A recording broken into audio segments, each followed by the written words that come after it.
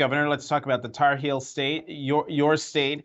According to a Meredith College poll done in February, the most recent poll I could find, more than half of respondents said they, quote, wanted to keep North Carolina's current law about abortion access 20 weeks or expand it. So, Governor, why did North Carolina Republicans push something North Carolinians didn't even want? Yeah, that's clearly what you have, and you have Republicans unanimously attacking women's reproductive freedom in North Carolina. And let me start off by saying, Jonathan, that I've had a lot of bipartisan successes with this General Assembly, with Medicaid expansion and clean energy and record numbers of jobs that we're bringing to our state.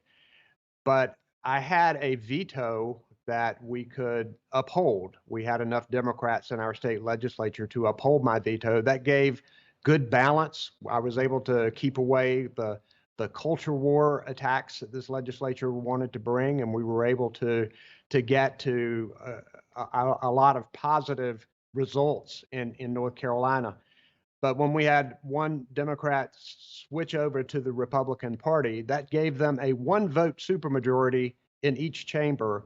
And it has led to the situation that we're in right now, seeing massive Republican overreach by the North Carolina state legislature.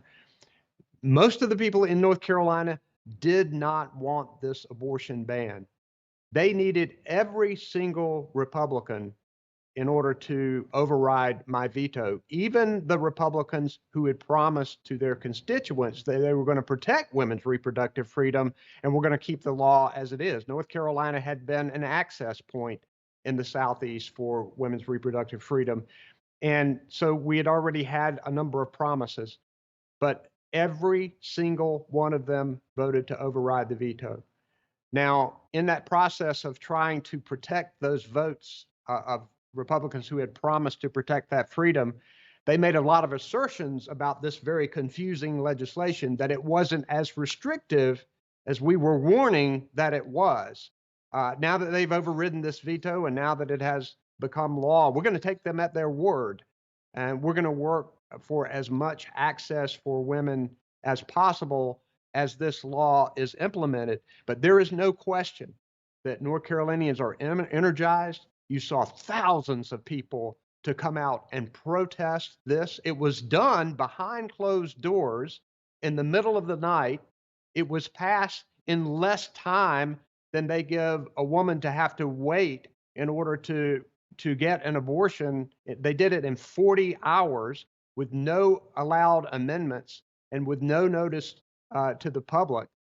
It was absolutely astonishing what they did. And I think the people of North Carolina don't appreciate it. And we're going to see in 2024 people reacting to this. They have made women's reproductive freedom a major part of the campaign in North Carolina in 2024.